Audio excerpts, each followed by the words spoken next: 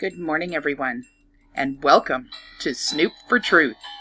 The incredible music that you're hearing in the background was provided by Roland Germain. Thank you for the new Snoop4Truth theme.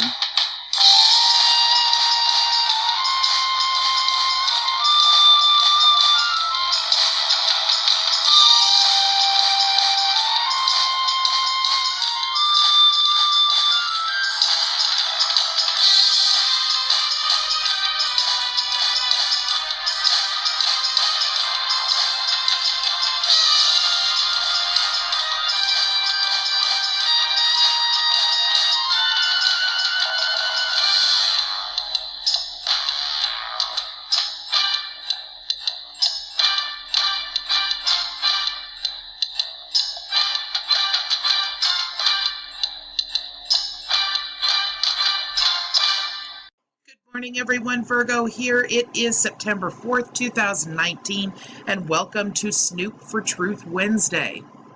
Today we're going to be building upon what we started last week with regards to some of the crazy claims that Miss Deborah Travares makes. And this one is something that some of you may have heard of. This is actually something that I heard of several years ago, probably from Deborah herself, and I wasn't even actually aware of it. I knew at the time when I heard it that there was no way that it made any logical sense, and I moved on from there. But I do remember hearing about it. I do remember watching a video or two on it.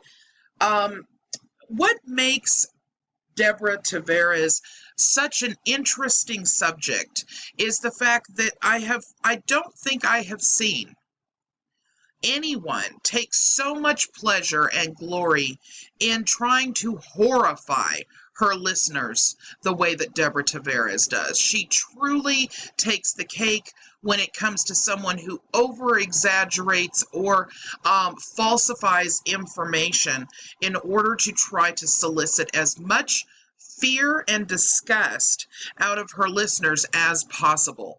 You have to question someone's motive in terms of wanting to do something like that. And she doesn't just stop at one or two subjects. She's got an entire library of them. And that is what we're going over now.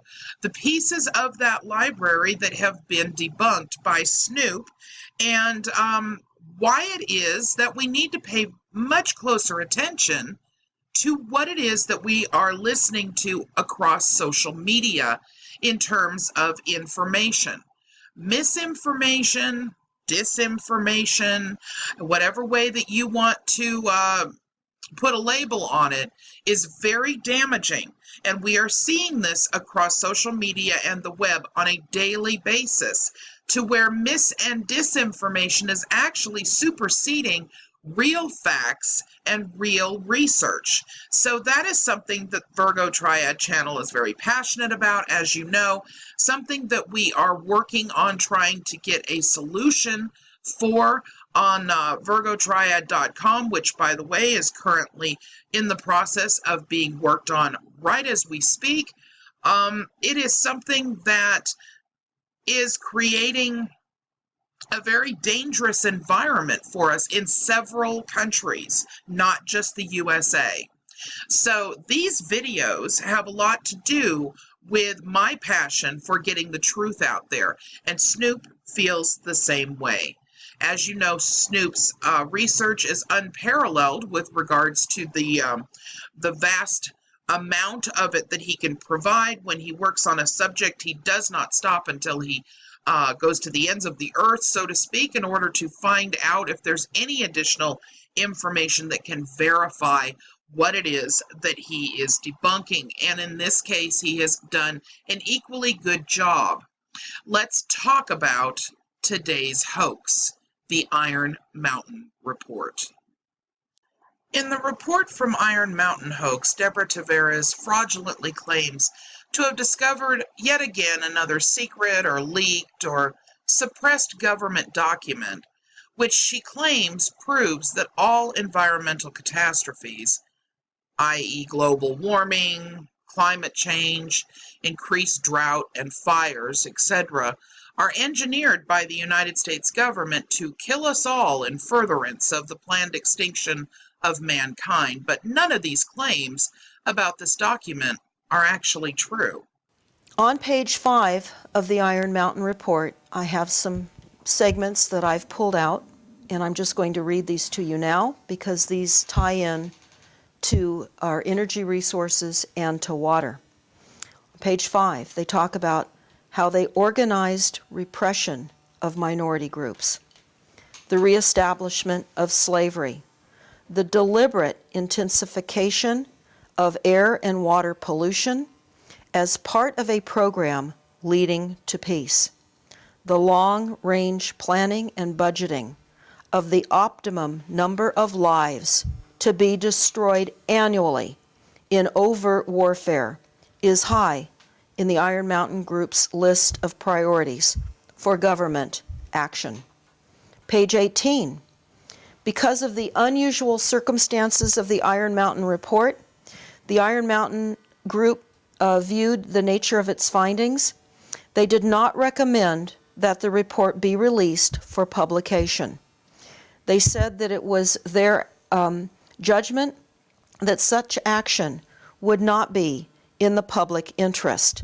The uncertain advantages of the public discussion of our conclusions and recommendations are, in our opinion, greatly outweighed by the clear and predictable danger of a crisis in public confidence with uncertainty and untimely publication of this report, which might be expected to provoke. Some other quotes on page 69. We propose the establishment under executive order of the President of a permanent war peace research agency, empowered and mandated to execute the program's described goals. This agency will be provided with non-accountable funds sufficient to implement its responsibilities and decisions at its own discretion. Will have authority to preempt and utilize without restriction any and all facilities of the executive branch of government in pursuit of its objectives. Will be organized along the lines of the National Security Council. Will be responsible solely to the President or other officers of government temporarily deputized by him. Operations will be governed entirely by its own rules of procedure. Its authority will expressly include the unlimited right to withhold information on its activities and its decisions from anyone except the President, whenever it deems such secrecy to be of public interest. In listening to Deborah's version of this, it sounds very concerning, doesn't it? The report from Iron Mountain on the possibility and desirability of peace, or herein referred to as TRFIM, was a 1967 book of political satire written by Leonard C. Lewin, which was so popular and so widely read that it actually made the New York Times bestseller list. So much for Deborah Travares' secret leaked or suppressed document story. It is not a secret. It's not leaked or suppressed. It's not a government document. Lewin was not a whistleblower. He was a political commentator. It was in 1967. It was the middle of the Vietnam War. Lewin was critical of the United States policy because the United States had been in an almost perpetual state of war for decades, and he believed, perhaps even correctly, that the United States economy was too dependent upon military spending. In criticizing the United States policy, Lewin sarcastically observed that the United States policymakers must have believed that the United States could not afford peace, meaning that if the United States was not actually engaged in perpetual wars, the United States government and the United States economy might actually collapse. Lewin sought to make a mockery of this United States war policy and the absurdity of the beliefs that apparently underlied it. Lewin wanted to publicly embarrass and humiliate the United States policymakers who supported a policy of perpetual war. So he wrote the Report from Iron Mountain on the possibility and desirability of peace, which is the book's full title. Note that it is the final 7 words of the title which reveal Lewin's true thesis statement.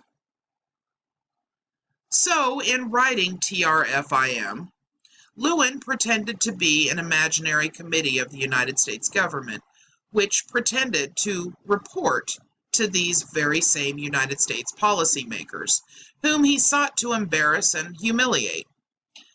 That peace was possible but not desirable. Hence the full title to Lewin's book. In writing TRFIM, and in pretending to be an imaginary committee of the United States government, Lewin pretended to report to the United States policymakers that the United States economy was so dependent on perpetual war that if peace broke out, the United States government would be forced to create fake enemies called alternative enemies, to justify fake wars called credible substitutes for wars against those fake enemies in order to prop up the United States government and the United States economy.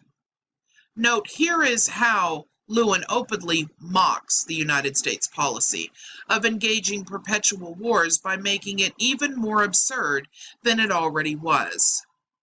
Specifically, in writing TRFIM and in pretending to be an imaginary committee of the United States government, Lewin pretended to report to United States policymakers that if peace broke out, the United States government would be forced to create fake alien life forms and environmental catastrophes to justify fake wars against those fake enemies to prop up the United States economy.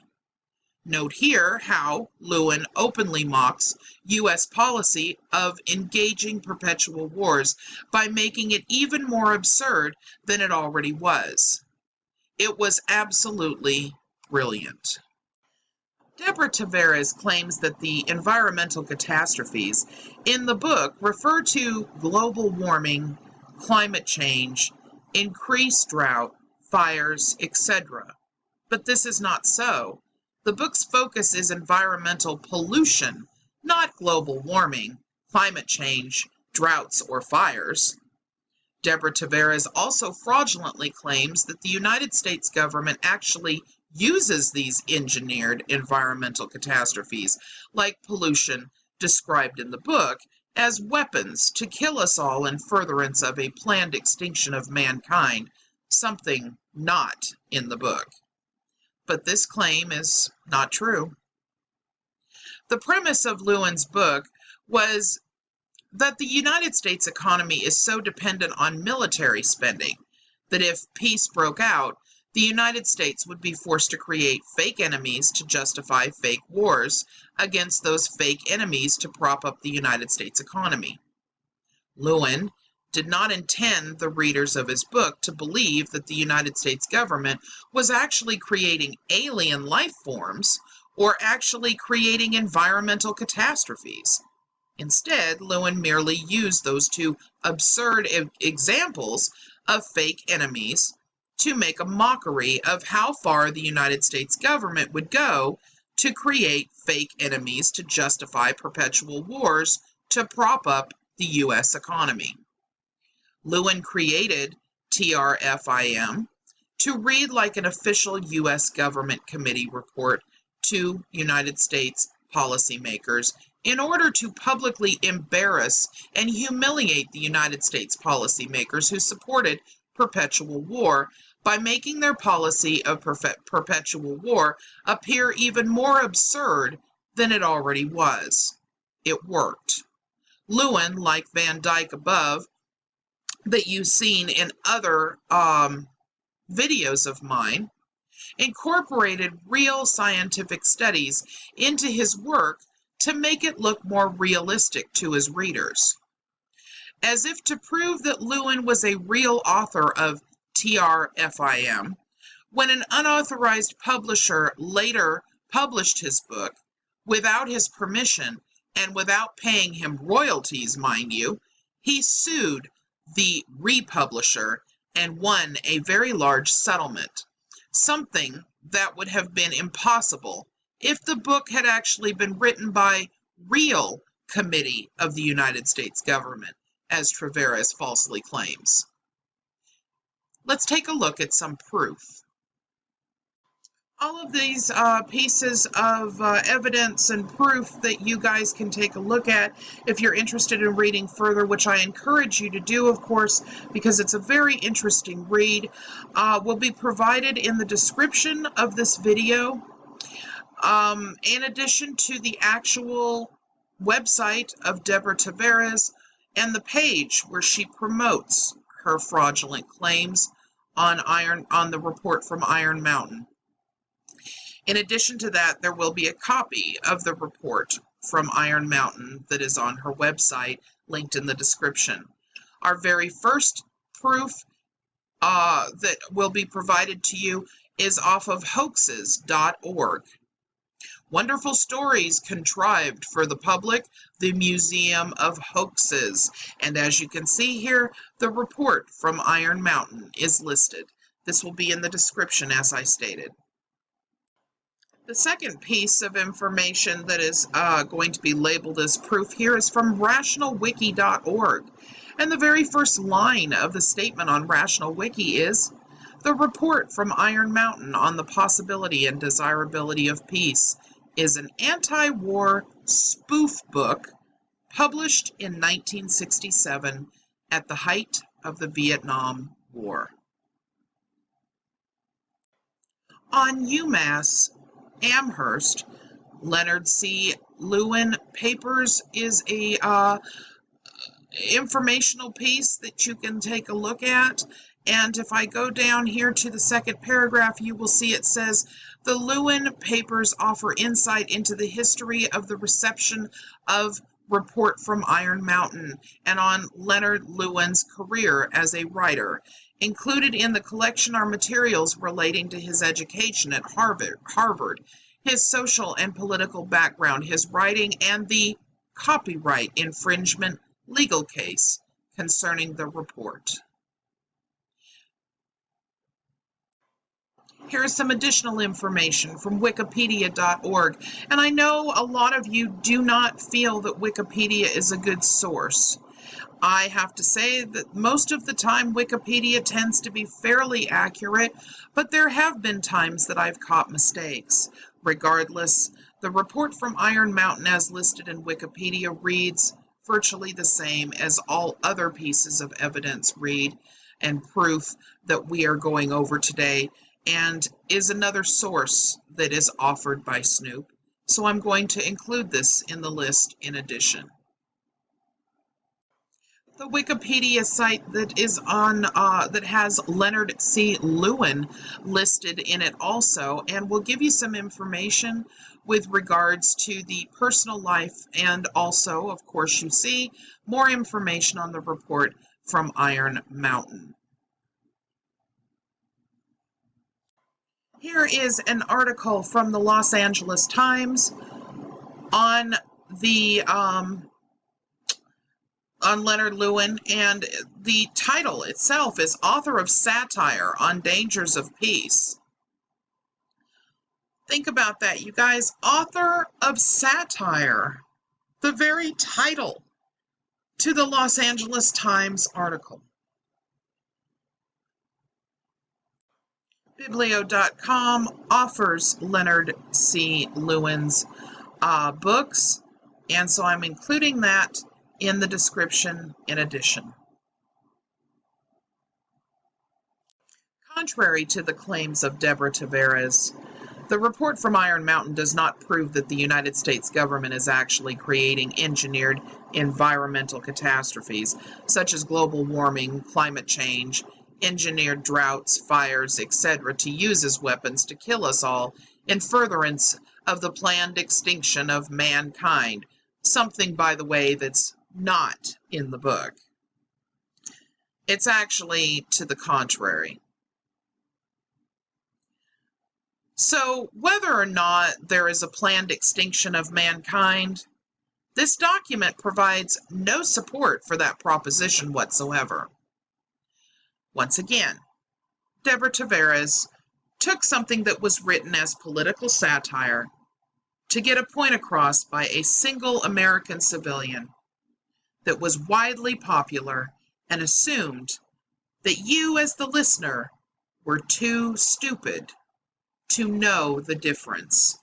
She used it to incite fear and hatred towards the government in every listener that watched one of her videos. A particularly heinous thing to do in this day and age, particularly heinous for anyone to do after 9/11. The motivation of individuals that choose to do such terrible things in order to stress out a population, it's just particularly disgusting to me. We'll be moving forward with more on the Deborah Tavares hoax. From this point forward, you'll be hearing quite a bit more. She gives us a lot of material. I want to thank Snoop for all of your wonderful research. And everyone, please be sure to visit the links that are in the description. There's a lot of research that goes into these specific videos, and I know Snoop would appreciate it. You also want to make sure that you're informed, especially on these hoaxes. So share them with family and friends. Don't let people fall victim to this disgusting bunch of lies. Everybody, take care and have a wonderful day.